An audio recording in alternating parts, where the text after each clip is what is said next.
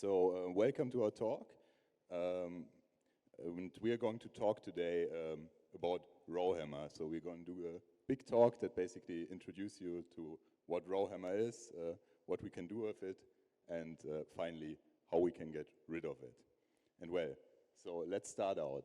Why do we care about Rowhammer? What is Rowhammer? And we basically prepared a small exploit here for you that shows what Rowhammer can do, and what it does here is it basically goes from code execution somewhere to privilege escalation. So we see basically that we have code execution as a user here, and that whole process here runs in a simulator that we've built that simulates Rowhammer. And now basically with this Rowhammer exploit, we gained root privileges now in this user process here. So that shows that Rowhammer overall is quite a serious thing to consider if you can get privilege escalation so quickly. Well, so let's get to who we are. So we are both PhD students from CISPA, a research institute in Germany, and I'm Lukas Gerlach. Yes, and my name is Daniel. And we wanted to introduce the talk a little bit with, okay, what are we actually going to talk about like in detail? And we structured it in 3 different steps. So first off, we're talking about what we like to call the exploration. So we're basically setting the basics of explaining to you what is Rowhammer, what are we even talking about, and what can we achieve with that. So from an exploiter's or attacker's perspective, we're going to show you what can you actually do. And once we have our attack primitive settled, then we're going to talk about the really fun part, the exploitation. So as an attacker, you only have very limited manipulation window here, but you can still do quite a lot of things, as you've just seen on the first demo. And afterwards, because we're also interested in the defensive side, we're also talking a little bit about the mitigations and how you can actually stop Rowhammer from being exploited in the wild. Well, Daniel, I don't know, you've talked about Rowhammer a lot now, but what is even Rowhammer? So what are we talking about? Okay, fair point. So let's start small here. Let's start talking a little bit about DRAM. So I guess most of you have seen a DRAM module which looks roughly like that. And if you take a closer look, you have these black things on here. So the actual chips inside a DRAM. And if you now could open those things, they would look roughly like that. So what we highlighted here in blue, those are actually the memory cells. And then besides the memory cells that hold the actual data, you also have the so-called row buffer. The row buffer, you can think of that as just some caching or buffering layer. What that means, or in general, how DRAM needs to work is because it's volatile memory, you have to recharge that. Because if you turn off your machine, all data in your DRAM is actually lost. So we have to continually or periodically, to be more precise, recharge that. And then if we have a read or write, another small implementation detail here is that we cannot just access 1 byte inside our DRAM, we have to access 1 row at a time. So the size of such a row is a little bit depending on the actual manufacturer, but it's a lot bigger than just a few hundred bytes.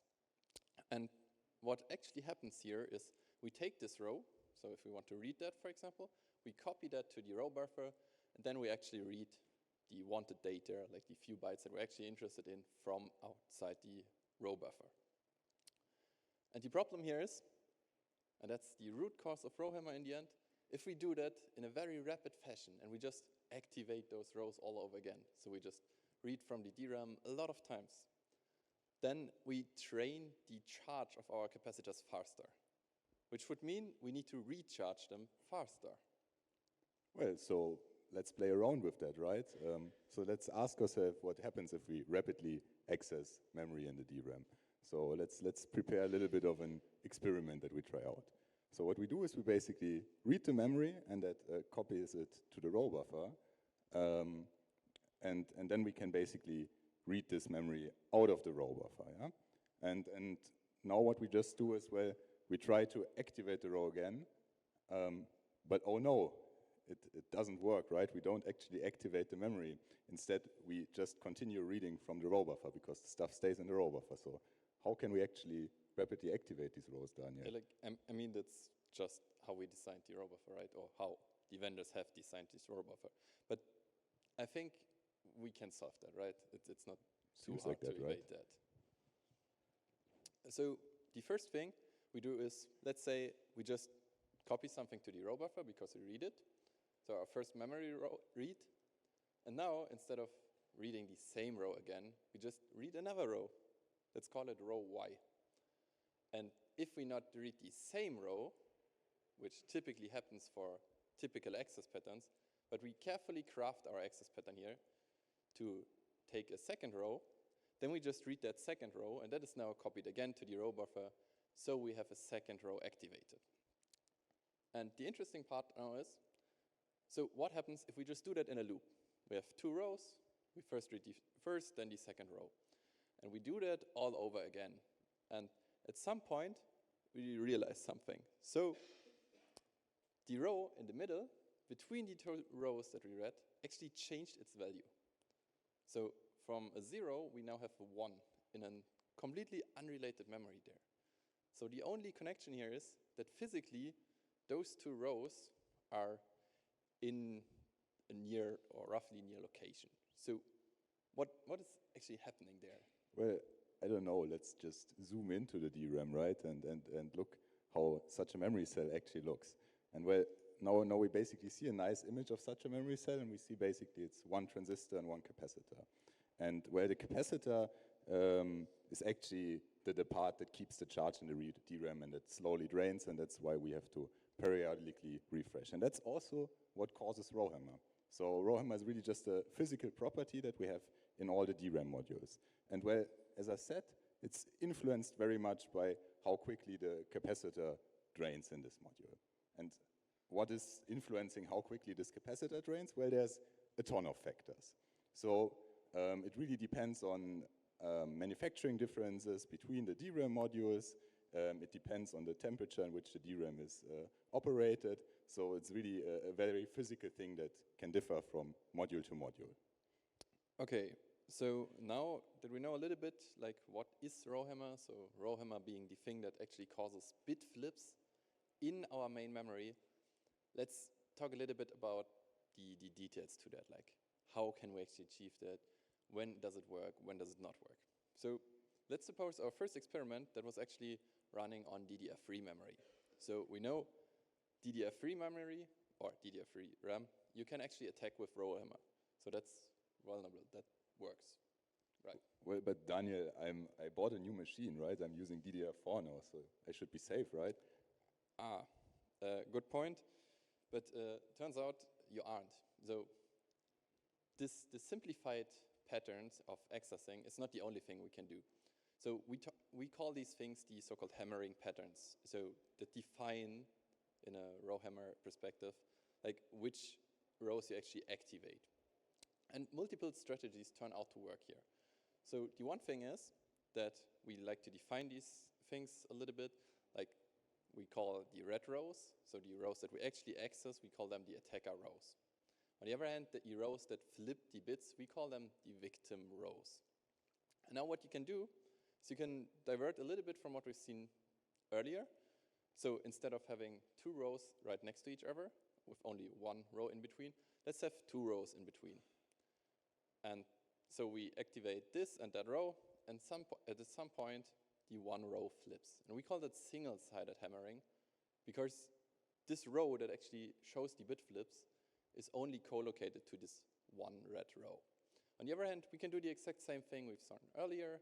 So we can just have something we like to call double-sided row hammering, or double-sided hammering. And you can do the same trick all over again and have something like n-sided hammering. And all these different techniques, they work better or worse. So you can actually play around with them. So, and that's what people did. Well, so we know, right, that DDR4 is now vulnerable. Yeah, because these hammering techniques actually work there.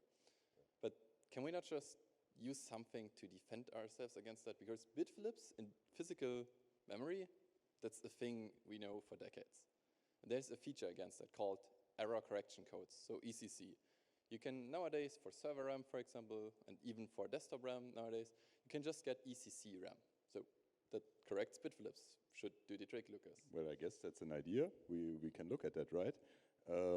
So, as you said, right, we have ECC, which has been working in DRAM chips for a long while to basically correct single random bit flips, which is very nice if you want reliable DRAM, right? Bits sometimes flip and you want them to be corrected. You don't want the system to crash or to compute on wrong data. We saw in the beginning that that's a very bad thing to do. And what ECC basically does is, well, we can correct a single bit flip, which is very nice if one happens. Then it gets a little bit nicer, less nice if we have 2-bit flips. Then we can detect the bit flip and crash afterwards because we can't correct it, right? So but that's still fine, right? No, that sounds decent, okay, right? At least we have only denial of service and not some attacker controlling our system. But it gets really bad when we have 3-bit flips. Then we basically just fail silently and continue computation on the flipped memory. Well, and that's really bad, right? Because then you're at the same primitive again. You have an attacker that can induce bit flips and you can do nothing against it. But the problem is now, right, like, surely you wouldn't directly trigger 3-bit flips, right? It's challenging. Like, you need to somehow trigger 3-bit flips without getting in this case where you detect and crash on the 2-bit flips. And that's exactly what this ECC-ploid paper does. There's basically a nice technique to achieve that. Like, how can we do that? Well, we just find single-bit flips that are silently corrected. And then as soon as we found enough of them, we basically accumulate them to overwhelm ECC, and then we have 3-bit flips, and then we're at the same scenario again. And because the ECC silently corrects the single-bit flips, well, you're not going to notice it. So in the end, we also know that ECC memory, even though exploitation is more challenging, is also vulnerable to Rowhammer. Okay, so I see that, I understand that ECC memory, it wasn't designed to defend against Rowhammer. It was designed for random bit flips that just occur, so that doesn't work out. But we know Rowhammer is a thing now, so can we not talk about specific defenses here? And DRAM vendors actually did that, and they implemented something called TRR, Target Row Refresh. And they wanted to design that to definitely make Rowhammer at least a lot harder. And the idea is quite simple. So since DDR4, we have such DRAM modules that actually support TRR.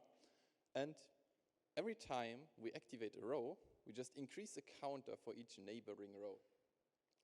And once this counter reaches a certain threshold, let's say 3 or 100, whatever you can think of and how you want to fine-tune your module, you just refresh that row. And refreshing a row is a good defense because then you recharge the capacitors, so the Rowhammer attacker has to start all over again. And for example, if we access one row, we just increase the counters of the neighboring rows. If now the attacker starts to actually hammer those rows, like with the double-sided hammering we've seen earlier, then he increases the counter of the middle row. And if he keeps doing that, at some point, the counter exceeds the threshold, so the DRAM module, or the memory controller, will just recharge this one row. And then the attack is basically denied. And if the attacker just keeps on hammering, he will just trigger many, many refreshes, but no actual bit flips, because the DRAM rows are recharged before that can actually happen. So I would say, with that, Rowhammer is probably dead. Well, but is it actually? So let's look at TRR a little bit, right? So we have practical TRR, what we described was very theoretical now, and the practical TRR, we have limitations. So you just typically don't have counters for each of the rows. You either randomly sample the memory accesses and then refresh some of them, or you keep some limited number of counters. And all of this boils down to basically the phenomenon that if you have patterns that are hard to predict for TRR, hammering patterns that are hard to predict for TRR, then TRR just doesn't work very well in practice. And as an attacker, right, nobody forces us to stick to simple single-sided or double-sided hammering, right? That's what TRR predicts very well, but we don't need to do that, right? So the goal is basically to just find patterns that are not that well predictable while still causing bit flips. And the question now boils down to, how do we actually find such patterns? Well, and there's two great works that address exactly that, which are Trespass and blacksmith, and trespass is they're both fuzzers, and they both basically randomly search with a nice guidance for these patterns. And trespass is specifically designed, as the name implies, to bypass DRAM mitigations and works very well for that. And there's also blacksmith, which is a little bit newer and was intended to generate general new hammering patterns that work very well and are basically hard to fix with mitigations. Well, and it's also effective against TRR, and it has really clever heuristics to basically cleverly search over the search space of possible hammering patterns so that we efficiently find patterns that work. Okay, so that's really cool. So people actually came up with automated tools to find such hammering patterns, and then they showed that not only ECC memory is vulnerable, but also these hardened DRAM modules. You can evade that again. So you had to have this little game with defenders and attackers again, and this time, again, the attackers won. So what happens now? Well, so turns out I execute a lot of Rowhammer code on my machine, and sometimes I see bitflips, and sometimes I don't see bitflips, and we often arrive at the question, why do we actually see bitflips? Well, in the beginning, we talked a little bit about these physical properties, and we had this question also, and we thought ourselves, well, how does the whole system relate to this bitflip? So we asked ourselves, well, if you just swap the DRAM module to a different machine, or if you just swap the hammering pattern in between machines, does that change something? And then that was basically some research that we did, where we looked at a lot of different hammering patterns on different machines, and in the end it turns out everything matters. So Rowhammer is not even only influenced by your DRAM module, but also by the machine that you're using, even if they have the similar or the same processor and the same setup. Of course, also by the hammering pattern. So there's a lot of stuff that goes into play when doing these Rowhammer attacks. Okay, so these bitflips, they're a little bit weird because they are kind of reproducible, but not if you switch machines. So I wonder whether we can actually do something with that. But first off, let's summarize that here again. So hardened DDR4 is vulnerable. We know that. But nowadays, there's also DDR5.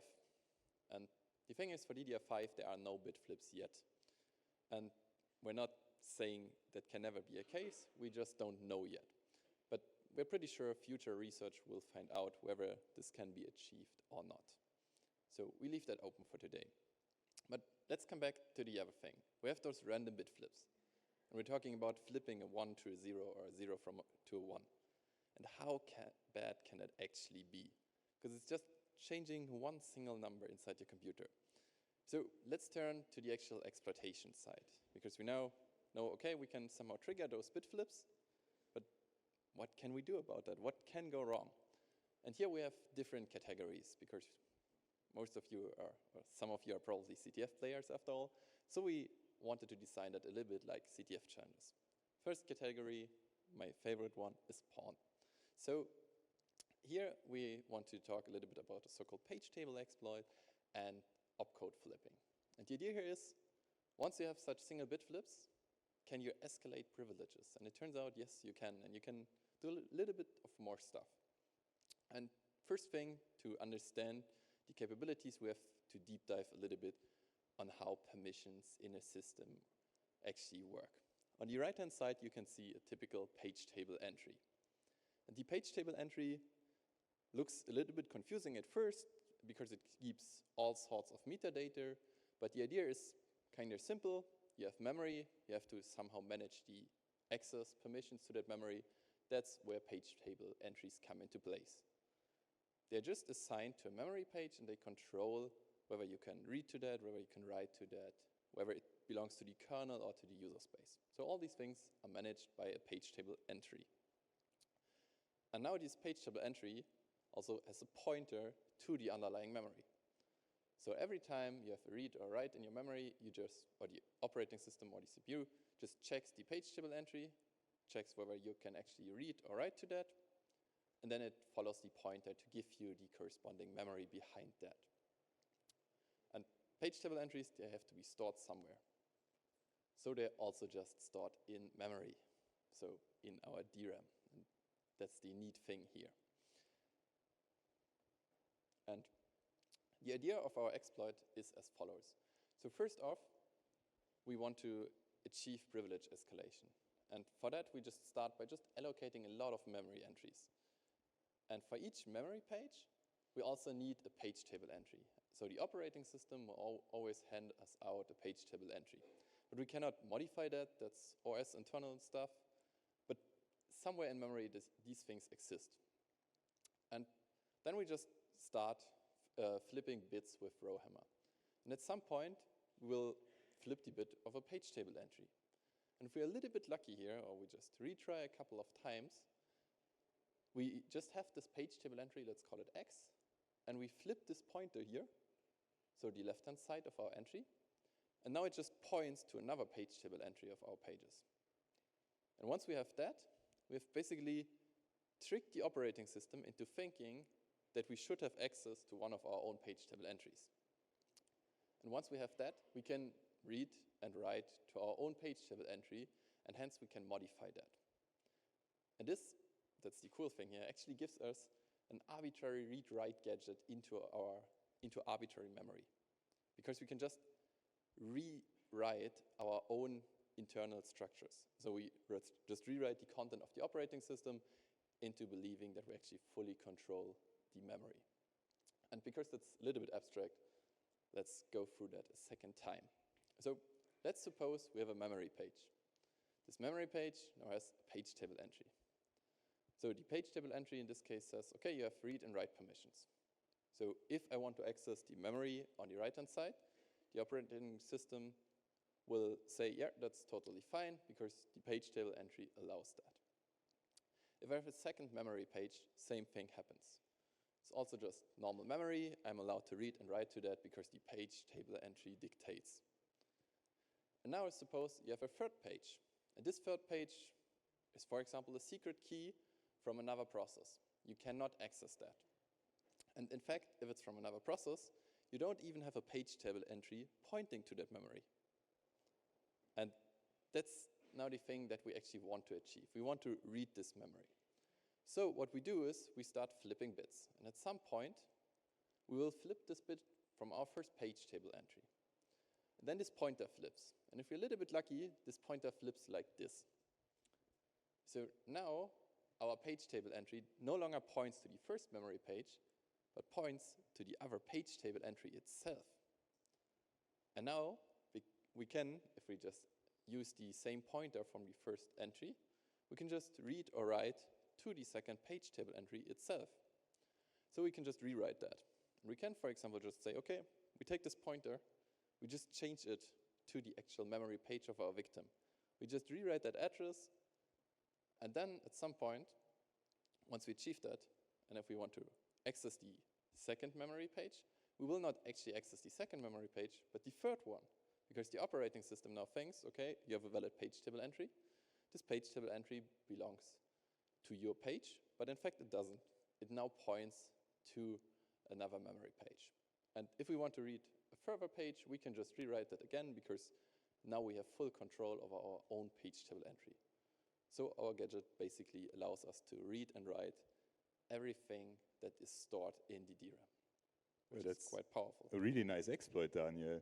And this is, by chance, also the exploit that we saw running in the beginning to achieve privilege escalation. But, I mean, why do we stop there, right? We have arbitrary bitflips on the system. There's not only pointers and page tables on the system, right? It's a cool exploit, but we can go further, right? Why don't we try to flip opcodes? But why would you do that? So, I mean, on for example, an x86 system, you have very dense opcodes. So if you basically flip a bit in one instruction, then it's very likely that you get another instruction that is valid. So for example, if we flip the first bit in this jump equal instruction, we get a halt instruction. I think I see what you're getting to, but continue. Well, a halt instruction is not that useful. Maybe we just flipped the wrong bit, right? Like, let's try flipping another bit. So let's just try to flip the last bit. Well, and now suddenly our jump equal instruction turns into a jump not equal. And that's kind of a cool gadget, right? Imagine you have a branch that you want to take, only if you're authenticated, and suddenly the branch only is taken if you're not authenticated. You inverted your condition on the branch. That's a really cool gadget. But does it actually happen in practice? Like just a jump? Well, it turns out it happens very often in practice. For example, the pseudo-binary does that to check whether you're an authenticated user or not. So basically, by flipping the opcode, you can always be the root user, which is kind of nice for an attacker. And there's a lot of other techniques that you can do with these bit flips. Like, people have shown that you can escape browser sandboxes with these bit flips, so you can run Rowhammer even in the browser. There's work on that. You can gain arbitrary code execution then. You can also get out of virtual machines with Rowhammer. And there's many more, right? Like, so if you see the bit flip as a gadget, the sky's really the limit, and it's more about what you do with your creativity when exploiting. Okay, so bit flips, that seems like a cool tool for memory corruption. So we can do quite a lot of stuff with that actually. But it doesn't stop there. So advancing to the next CTF category, crypto. You can also do a little bit of weird things, but that actually provide you some neat things as an attacker if you just flip some bits in keys, for example. One thing you could do is the so-called Belcore attack. Another thing you could do is you can just attack the RSA modulus directly. And the Belcore attack is quite simple to implement, and because you actually need a bit flip. And the nice thing here is, suppose you have the following system. You have an RSA CRT implementation, so Chinese remainder theorem. And the idea here is that you instead of having one large computation, you split it up into two simpler ones. And then we say, okay, we have a primitive that can just always give us a signature. So we can just ask our service, please give us a signature for message X. And we actually need two signatures here. So first off, we just do that. We get a normal signature. Let's call that S. And then we do that again. But this time, during the computation of that signature, we actually induce a bit flip, and only in one of the smaller computations. So we get a basically faulted signature. We call it S prime. And now, skipping over the actual proof here, but what it turns out is, if you now do a very simple computation and you just take the GCD of S prime minus S and your modulus, which is publicly known, then you actually get back one of those two primes. And once you have one prime, getting the other one is trivial. You just divide n by q, and you get out p. So just one simple bit flip here, in one of the computations, and it doesn't have to be too precise either, just can directly get you one of those primes, or two of those primes. So that's cool. Quite powerful, right? So yeah, what we learned is we can forge arbitrary signatures with only a single fault, which is quite cool. But well, can we do more attacks? And it turns out we can do more attacks. So we stay with our old friend RSA, now in the basically public key version, and now we basically want to decrypt stuff that we shouldn't be able to decrypt. And where there's a very, very cool and general exploit that works with a lot of different faults, so you're not really like, well, we're back again. so you're not really limited to very precise faults, and it works in the following way. So you basically just hammer the RSA modulus, which is n, before the victim encrypts. And well, if you hammer that, you basically get n prime, which is some hammered modulus with a single bit flip. And then the victim basically doesn't check whether there's faults and encrypts with the corrupted modulus. That actually happens in some libraries. And now the question is, what do we do with that? Well, the authors of the paper below have done a lot of analysis, and they basically found out that if you have random bit flips in your RSA modulus, it's quite likely that it splits up into a lot of smaller numbers, which you can then factor out quite easily. So they did a lot of experiments in their paper, and they found out basically for 1024 to 2084 size bits, you can basically with around 20% factorize this modulus. So basically, with a very imprecise flip somewhere in this big modulus, you can break RSA very easily, which is a nice exploit. Well, and so after we saw basically Paul and crypto, we're gonna continue to another favorite CTF category, which is MISC, the stuff that didn't fit into the other two categories. And there we're going to see actually very interesting attacks on neural networks, and we're also going to see how we can basically prototype these exploits. So we've seen a lot of fancy exploits, but what we haven't talked about is like, how do you set them up? How do you get an environment to build such exploits? But let's not rush it. Let's get to the attacks on neural networks first. And so the idea there is basically that you have a predictor that basically tells you, in this case, what this image is. And well, our predictor works well. So it tells us it's obviously a panda, which is very nice. But then we basically want to mispredict, make this predictor mispredict. So we want to do performance degradation, which means like we want it to be as wrong as possible. And what do we do to do that? Well, to do that, we just corrupt the neural network in a bitwise manner. And how is that possible? Well, of course, we talked about Rowhammer a lot now. This is again only possible, or in our case possible, with Rowhammer. Yeah, we're back again. Wonderful.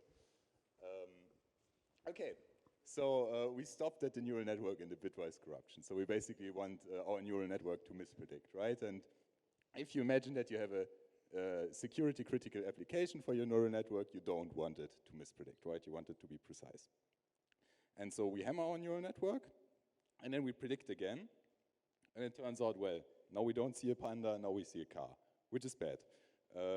And the people that did this work showed that you can, with a single bit flip, you can induce a very high accuracy loss in a neural network, and it's also completely independent of the network architecture that you have. So at least for the ones that they tested, so you don't need to know the network architecture to run this attack. Okay, so I'm not a neural network expert, but that sounds really cool. And so we saw attacks on memory corruption, or we saw how to induce memory corruption. We saw crypto, we saw now neural network attacks. But what I really also wonder is if I now actually want to implement that, isn't that really hard? Like, how do I debug that? And I mean, I flip random bits inside my system. If I go wrong there, I just crash my entire system. So how does that even work? Like, if I just do that, wrong bit flip, I crash. Even worse, I corrupt my system. So prototyping those exploits is not trivial. And you can fairly easily come up with the conclusion that if you just flip random bits, that's not the best thing you can do to your system. So one thing is just use a different system that you will always reset again and again. But that's okay-ish, but not really good. So what else can we do? And we would say there are two options. Both options say you simulate those things. So just for developing your exploits, you do not really flip random bits, but you just act like you would. So the most simple thing you can come up with, just write a kernel module. And this kernel module then just flips certain bits, but you have to still think a little bit about like which bits do I want to flip, and then you can just say like, okay, because the kernel module has full access, just flip some bit. But the thing here is, that's a cool primitive, and it's a very strong primitive, but it's not too realistic. Because if I can just say, okay, flip bit X, that's not exactly how Rowhammer works. Because the crucial thing about Rowhammer is actually hammering, getting those bit flips somewhere, and then aligning everything that comes afterwards exactly to these places. So that's a lot harder than just those simple simulations. So what would be even better is if we could just accurately simulate the entire system, so the DRAM and the CPU, and then we can say like, okay, can we actually simulate those bit flips, so these physical properties?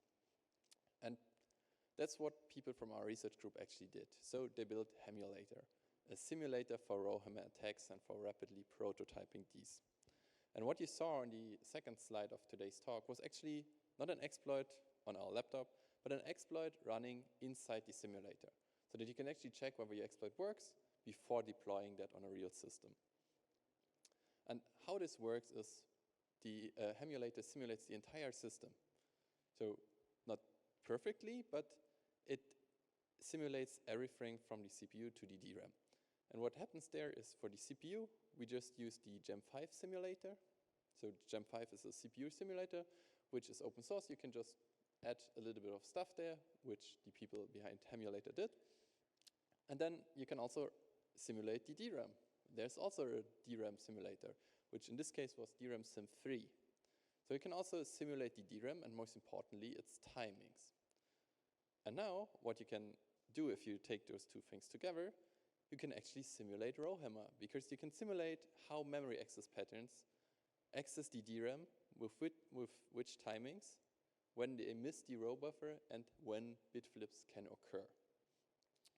And once you have that, your memory request can actually signal bitflips if your hammering works. So that's not the real thing, but it's way more realistic than just a simple kernel module. And that now actually allows you to prototype your exploits with the hammering and the post-exploitation phase. So, oh, sorry.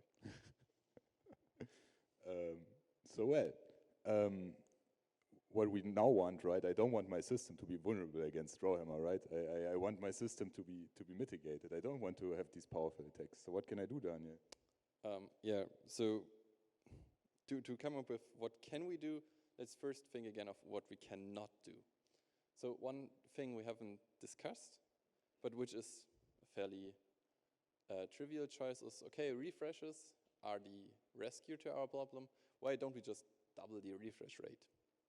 And we can do that, but researchers have shown it doesn't really help. You just hammer faster and hammer with more complex patterns, but we now saw there are also tools to find such patterns, and then you again have bitflips. And even worse than just having a mitigation that does not work, your mitigation actually increases the power consumption and decreases the performance of your DRAM. So that's not the best thing you can do.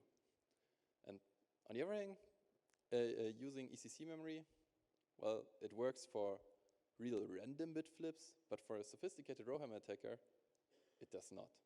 You can just circumvent that, because only a small number of bitflips can be corrected if your attacker knows how to trigger more bitflips and knows that you're using ECC RAM or assumes that. Well, you can just get around that and you overwhelm ECC. Well, TRR, target row refresh, so actually hardening against Rowhammer, can also be evaded, because if you again have very sophisticated patterns which you can just induce using open source tools now, well, you can also bypass TRR. Okay, so what does actually work? So far, everything helps maybe a little bit, makes it a little bit harder, but it doesn't prevent Rowhammer at all. So one thing is we would just stick with that issue, we just accept that, or we have more research in this direction. And as you may expect, people also did a lot more research. So they came up with more mitigations. And one thing is called para. And what para is doing, it's a little bit based on probabilistics. So Rowhammer does not flip a bit directly, but at some point it will flip a bit. So what we can say is we just take a probability P. We take a kind of small probability of a couple percent or so, and then every time we activate a row, we just refresh one of the other rows if the probability, or with probability P.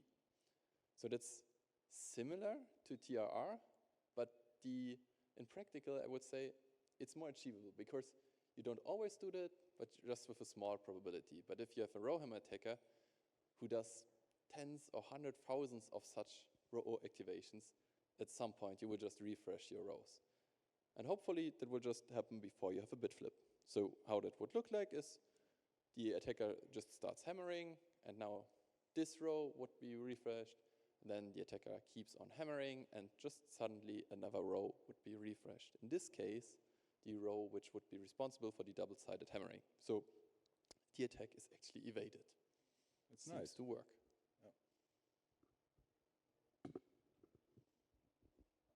Yeah, that's nice. So, well, it's cool because we only need to change the memory controller to do these refreshes. It's also cool because we have basically configurable security and can decide how high or low do we want this probability to have. The only problem is that, well, we don't really have strong guarantees, right? We're pretty sure that we refresh fast enough. We can set the probability very high to refresh, but then it gets infeasible. So, I mean, we can probably have stronger guarantees, right? And so in the end, it turns out, well, we can have stronger guarantees, and there's actually a lot of research on how to mitigate Rowhammer. And we're just going to give a small view of 2 recent papers that do other mitigations. And so one idea is basically to mitigate the whole Rowhammer thing in the CPU via basically an extended version of error correction in RAM. So basically what we do here is every time we do a memory request, we basically answer the memory request with the memory content and an HMAC on that memory content. And that HMAC is stored in a separate part of the DRAM that we can't normally access, that is controlled by the system, so you can't Rowhammer there. So this one is safe. And what we basically do then is the CPU has special hardware installed then. This is why we have to extend the CPU. And that verifies this HMAC. And if that HMAC verifies, very nice, then we read the correct stuff back. If not, then, well, we have a little bit of a problem and we have to correct the error somehow. And the strategy that they chose basically is you brute force over the memory content. You basically flip the bits until you arrive at that point where you flipped all the bits back to the correct position and can correctly verify the HMAC. And at that point, you're pretty sure that you have the right memory content. Well, brute forcing doesn't sound so efficient, but you have to keep in mind that mostly we have a very small amount of bit flips, and they also employ a very nice search strategy to basically search over that thing so that it's quite feasible in practice. And it's also implemented in hardware, so that helps a lot. And there we have strong guarantees because we can know either we find the bit flip or we basically brute force forever. Then we have DOS, but I mean, DOS is much better than having these bit flips. On the downside, well, we have changes in the CPU that we need to do, right? We need to modify the CPU, and that takes a lot of hardware changes, and hardware is hard to modify. Maybe we want to look somewhere else, right? Maybe we want to actually change the DRAM. And this is what also a recent paper called Rega does. And that basically mitigates Rowhammer directly in the DRAM chip. So you don't need to change your CPU. So you can install the new DRAM and you have Rowhammer fixed. And the idea is basically, we saw before that you need to do this row refresh, right? To basically recharge the row. And the idea is now that you basically can read and write in parallel to doing the row refresh without needing to activate. And so on a read request, what you basically do is you store your memory to a special read buffer. And from that read buffer, you then can basically read all the time. And in parallel, you have a second buffer from which you refresh. So you write the memory back there, you refresh the DRAM, and now your DRAM is refreshed, and you can still read, right? And the good thing about this is that it has very good guarantees on the side of Rowhammer. So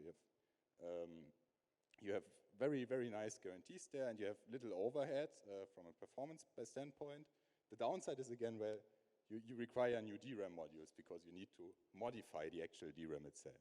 So, well, we've seen that there's quite a lot of different mitigations, and there's quite a lot of different stuff that you can do, and there's much more research on fixing the Rowhammer problem, both in hardware and software at all the different levels. Okay, but unfortunately we don't have the time to go over everything today, so we just gave you a slight look into the current work on mitigations. And now we also want to conclude the talk because we've now seen a couple different things. We've seen what Rowhammer actually is, how you can achieve bit flips using Rowhammer, how you can exploit that, and how you can even mitigate Rowhammer. And if you're more interested in that, we would really recommend that you take a look at the following link, which is just a list of papers we've accumulated, where you can just read up on all these different research and all this published work on, or at least a selected amount of papers that we have discussed for today's talk and even a little bit more. So if you want to start looking into Rowhammer, that would be a great start. And by that, we want to, again, summarize what we now saw. So we saw how you can actually hammer. And once you have hammered, a little bit and you found bitflips. We also saw how you can, or how these bitflips actually come into play. So the physical properties behind Rowhammer, they actually allow that. Well, and then afterwards we saw how we go from this simple hammering to a lot of different exploits on the operating system or also on cryptographic implementations. And in the end, we also saw how we basically get rid of these exploits with mitigations. But I think most of all, we just saw a lot of very interesting research in the field of Rowhammer and a lot of nice work that people basically did on all things Rowhammer. Yeah.